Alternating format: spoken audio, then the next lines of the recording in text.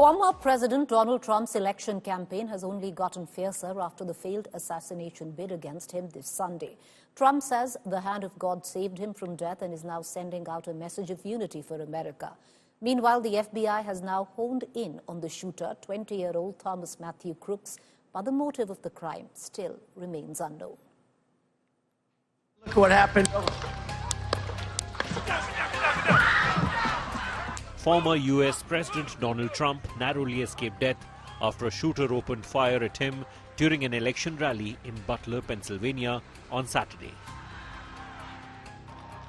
Trump sustained a minor injury in his right ear and was seen clutching his bloodied ear as U.S. Secret Services surrounded him and escorted him off the stage.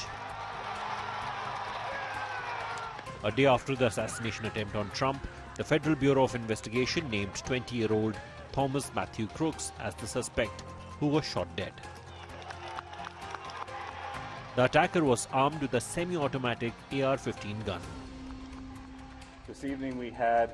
The FBI says it'll probe Trump assassination attempt as an act of domestic terror, even as motive of the attack is yet to be identified. Take a look at what happened. Trump thanked law enforcement agencies and said that God prevented the unthinkable. The Republican leader went on to say that he loved his country and that it is important to stay united. Trump is in Milwaukee in the US to be a part of a crucial Republican convention where he will be formally named as the presidential candidate. Former First Lady of America, Melania Trump, spoke out for the first time after the shooting. She condemned the assassination attempt and urged Americans to set aside political differences to consider leaders as humans with families. President Joe Biden, in his address to the nation after the shooting, called for a lowering of temperature in politics. Last night, I spoke with Donald Trump. I'm sincerely grateful that he's doing well and recovering, and we had a short but good conversation. Jill and I are keeping him and his family in our prayers. We also extend our deepest condolences to the family of the victim who was killed. The FBI is leading this investigation, which is still in its early stages. We don't yet have any information about the motive of the shooter. We know who he is. I urge everyone, please, don't make assumptions about his motives or his affiliations. Let the FBI do their job and their partner agencies do their job. Take a look at what happened. The images of Trump's fist bump right after the shooting has rallied his voters and donors. The incident could help Trump bolster the lead he already enjoys over Biden in popular ratings. Bureau Report, India Today.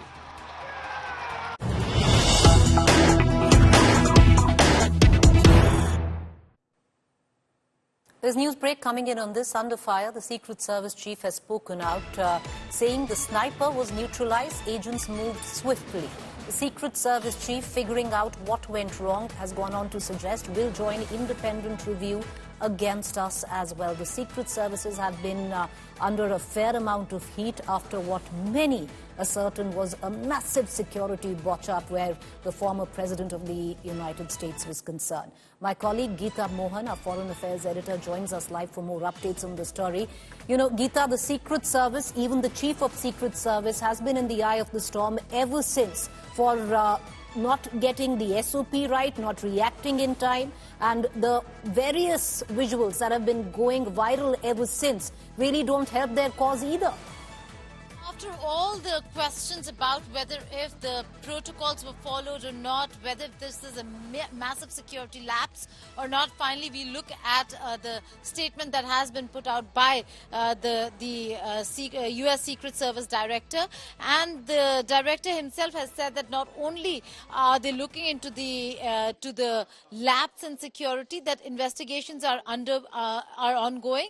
The statement also goes on to say that they are also looking at the future meetings and rallies that former President Donald Trump is going to hold. So the Secret Service is working with all involved federal, state and local agencies to understand what happened, how it happened, and how we can prevent an incident like this from ever taking place. That's the statement coming in from the director of the Secret Services.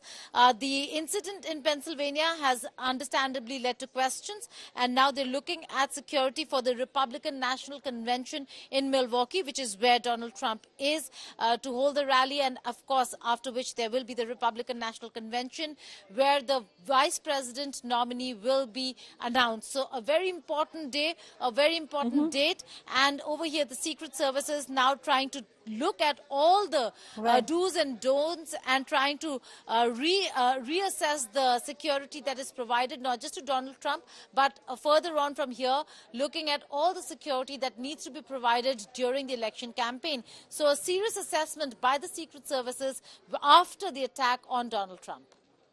All right, a big day politically where the running mate for Donald Trump possibly would be announced. But Geeta, putting the focus back on the Secret Service and the massive botch up by the Secret Services, where the role of the chief of the Secret Service, even her possible role has been in contention on how the Secret Service, the mammoth failure in not even securing the area where Donald Trump was holding this particular rally. One, look at the area itself, look at the visuals, and you see that here there was no exit plan. There has to be an exit plan. There has to be a surety on the kind of numbers that are required to ensure that the man in question, the leader or the target over here is absolutely secure and protected. Over here, we are looking at lapses. The exit plan certainly not in place. No bulletproof shields in place. So a lot of lapses. There is a lot of answering that will have to be done. The Biden administration, while on the one hand has come out and said there can be no political violence, they will certainly at the on the political platform be cornered by the Republicans on how did this happen? How did the administration allow such a lapse in security?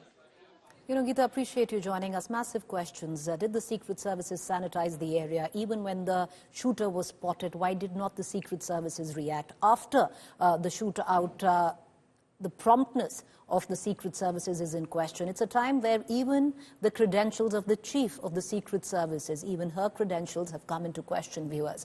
We're going to keep a keen eye on all developments in this case. The attempted assassination of Donald Trump has heightened political tensions and security concerns amidst the heated race for the White House. While the Democrats and Republicans are neck to neck in this race, support has been mounting for the former President Donald Trump. Will this assassination bid galvanize Trump's voter base?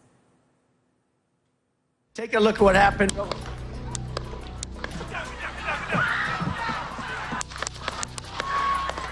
This has changed the face of the US election. An assassination attempt on Trump, the ex-president emerging with his fist in the air, yelling "fight, fight," has added the most dramatic turn yet to the electrifying US contest, which is months away. The shooting took place during an election rally in Pennsylvania, and Trump was giving an impassioned speech about illegal immigration. Take a look at what happened.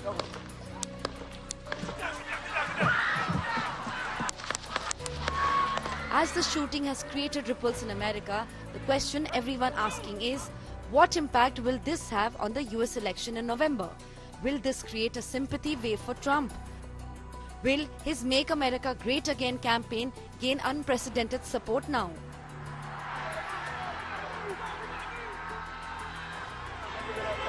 Trump supporters have already begun pouring out onto the streets in solidarity with the ex-president.